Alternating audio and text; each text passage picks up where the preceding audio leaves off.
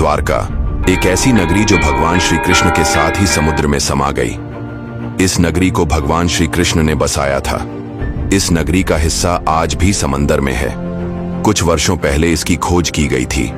जब साइंटिस्ट ने समुद्र में जाकर इस नगर की खोज की तो उन्हें इस नगर के बहुत सारे हैरान करने वाले अवशेष मिले, जिसे देखकर साइंटिस्ट की टीम दंग रह गई। भगवान श्री कृष्ण की इस नगरी के दर्शन भारत के प्रधानमंत्री श्री नरेंद्र मोदी ने समुद्र के गर्त में जाकर की और सोशल मीडिया में इसकी बहुत सारी तस्वीरें शेयर की।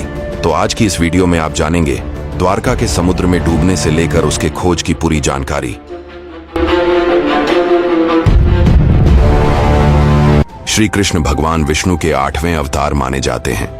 जब कंस के संबंधी जरासंध ने बार बार मथुरा में आक्रमण करना शुरू कर दिया तो भगवान श्री कृष्ण को प्रजा की चिंता होने लगी और युद्ध से बचने के लिए उन्होंने पूरी मथुरा नगरी को समुद्र के बीच नई नगरी बसाकर स्थापित कर दिया।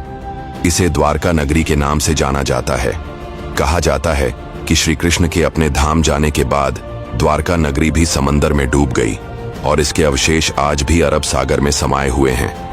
कहा जाता है कि इस नगरी में कई द्वार थे और इसीलिए इसका नाम द्वारका रखा गया था। इस नगर के बारे में तब पता चला जब 1960 में एक घर की छत गिर गई। जब उस जगह पर खुदाई की गई तो वहां मंदिर का शीर्ष पाया गया। साथ ही भगवान विष्णु के मंदिर के अवशेषों के साथ कई चीजें पाई गईं, जिसके बाद भारतीय पुरातत्व सर्वेक्षण के पूर्व महानिदेशक शिकारीपुर रंगनाथ राव ने यहां शोध करने का फैसला किया। द हिंदू की एक रिपोर्ट के मुताबिक 1963 में सबसे पहले द्वारका नगरी का excavation Deccan college Pune, department ONF archaeology और गुजरात सरकार ने मिलकर किया था। इस दौरान करीब 3000 साल पुराने बर्तन मिले थे। इसके तकरीबन एक दशक बाद आर्कियोलॉजिकल सर्वे ONF इंडिया की अंडर वाटर आर्कियोलॉजी विंग को समंदर में कुछ तांबे के सिक्के और ग्रेनाइट स्ट्रक्चर भी मिले।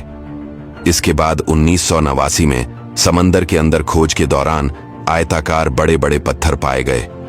ये सारे पत्थर मानवों द्वारा तराशे गए थे। दीवारों के अवशेष पाए गए। इसमें काफी मात्रा में चूना पत्थर पाया गया। ऐसा लगता था कि इसका उपयोग कुछ बनाने में किया गया होगा। यही नहीं, यहां से मिट्टी के बर्तन और सिक्के भी मिले। 2007 में फिर समंदर के अंदर खोज की गई।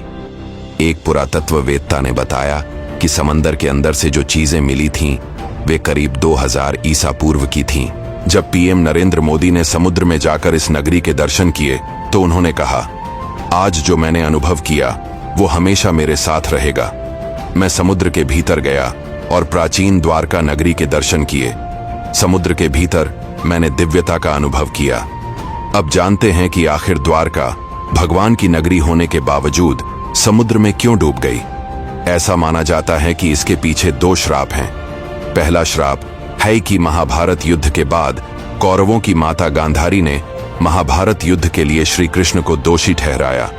उन्होंने श्री कृष्ण को श्राप दिया कि जिस तरह कौरवों के वंश का नाश हुआ है, ठीक उसी प्रकार पूरे यदुवंश का भी नाश होगा। दूसरा श्राप ऋषियों द्वारा श्री कृष्ण के पुत्र सांब को दिया गया था। दरअसल जब महर्षि विश्वामित्र, कण्व, देवर्षि नारद आदि द्वारका पहुंचे तो वहां यादव कुल के कुछ युवकों ने ऋषियों से मजाक किया। वे श्री कृष्ण के पुत्र सांब को स्त्री वेश में ऋषियों के पास ले गए और कहा कि ये स्त्री गर्भवती है, इसके गर्भ से क्या पैदा होगा।